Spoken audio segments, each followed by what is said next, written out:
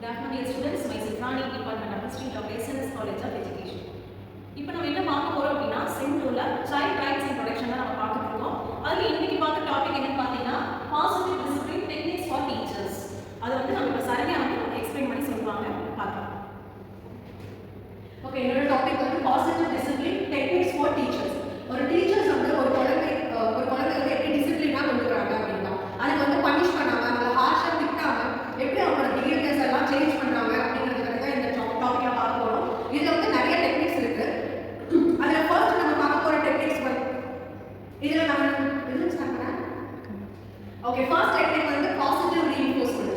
ஒரு குழந்தை வந்து ஒரு காம்படிஷன்ல நல்லா பண்ணிச்சு அப்படின்னா இல்ல ஒரு எக்ஸாம்ஸ்ல கரெக்டா எழுதி நல்ல மார்க் எடுத்தாங்கன்னா உடனே அவங்களை நம்ம வந்து அப்ரிஷியேட் பண்ணி நல்லா பாராட்டணும் அப்படின்னா அந்த குழந்தையோட பிஹேவியர்ஸ்ல சேஞ்சஸ் பண்ணலாம். Next use of encouragement. ஒரு குழந்தை ஏதாவது பார்ட்டிசிபேட் பண்ணணும்னா டீச்சர்ஸ் தான் வந்து அவளை மோட்டிவேட் பண்ணி என்கரேஜ் பண்ணி நீ பண்ணு அப்ப நீ வந்து அதுல வின் பண்ணான்னு சொல்லி மோட்டிவேட் பண்ணி அந்த ஸ்டூடெண்ட்ஸோட இதை வந்து பாசிட்டிவா கொண்டு போகலாம் டிசிப்ளினா.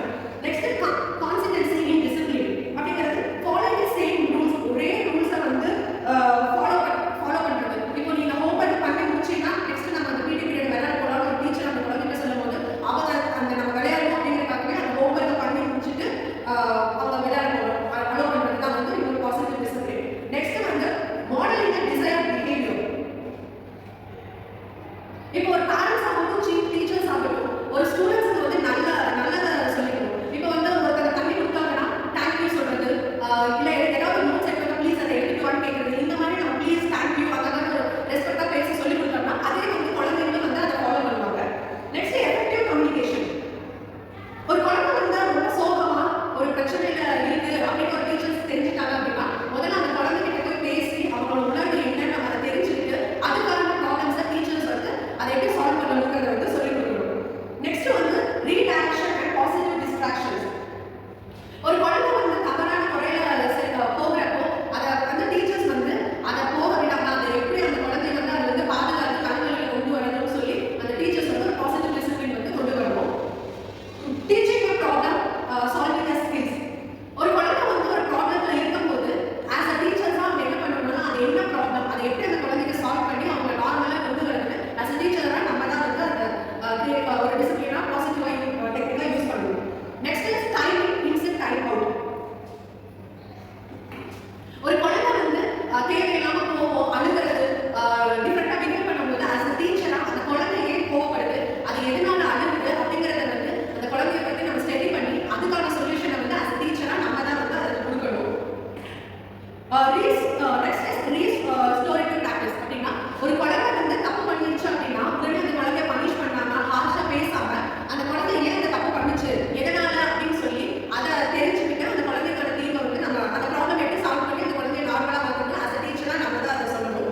Next individual support. Individualised support வந்து எல்லா குழந்தைங்களும் ஒரே மாதிரி இருக்க மாட்டாங்க. ஒவ்வொரு குழந்தைங்களும் ஒவ்வொரு விதமா இருக்காங்க. ஸோ ஒவ்வொரு குழந்தைங்களுக்கு எல்லா குழந்தைங்களுக்கும் ஏற்ற மாதிரி தான் டீச்சர்ஸ் வந்து அவங்க பாசிட்டிவ் டிசிப்ளின் டெக்னிக்ஸை யூஸ் பண்ணி அவங்க நார்மலா ஸ்ட்ராங் பிஹேவியரா கொண்டு வரணும். நெக்ஸ்ட் வந்து டீச் செல்ஃப் ரெகுலேஷன் டெக்னிக்ஸ். ஒரு குழந்தை வந்து கோவப்படுது ரொம்ப பிஹேவியர்ஸ் எல்லாம் சேஞ்ச் ஆயிருக்கு அப்படின்னா அந்த டீச்சர் வந்து அதை வந்து எப்படி வந்து அதை சரி செஞ்சு அந்த குழந்தைய வந்து எப்படி அந்த கண்ட்ரோல் ஆங்கிள் எப்படி கண்ட்ரோல் பண்ணணுங்கிறத வந்து டீச் பண்ணி அந்த குழந்தைய வந்து அதுல இருந்து ப்ரொடெக்ட் பண்ணி அவங்களுக்கு அந்த ஸ்ட்ராங்கா அவங்க பிஹேவியர்ல இருக்கிறதுக்காக டீச் பண்ணணும். இதுதான் வந்து இந்த positive discipline techniques for teachers. So now shall we look into a case study that supports positive discipline techniques. So இப்போ நம்ம ஒரு கிளாஸ் வந்து grade 6 கிளாஸ்ல வந்து அர்ஜுன் ஒரு ஸ்டூடெண்ட் இருக்காங்க. So he is not continuously listening to the class which teacher gives. So இப்போ அவங்க வந்து கிளாஸ்ல வந்து lack of interest ஓட இருக்காங்க and he is very much talkative that he is disturbing other students as well.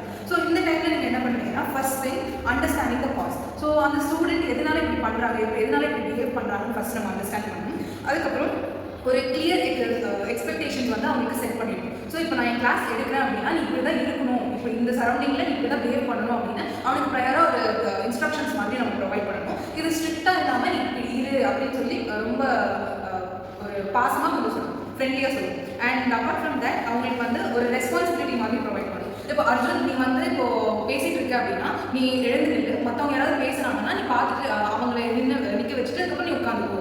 Else we can give him. இப்போ ஏதாவது test வைக்கிறோம் அப்படின்னா ஆல்ரெடி ஏதாவது கிளாஸ் வந்து கிளாஸ் நடத்தணும் அப்படின்னா ஸ்டூடெண்ட்ஸ் வந்து ஆன்சர் பண்ணுறாங்க குரூப் வைஸாக பிரிச்சு சப்ஜெக்ட்ஸ் விட்டுட்டு அவனை ஒரு டீம் லீடராக போட்டால் அதில் அவன் கொஞ்சம் கான்சென்ட்ரேட் பண்ணலாம்.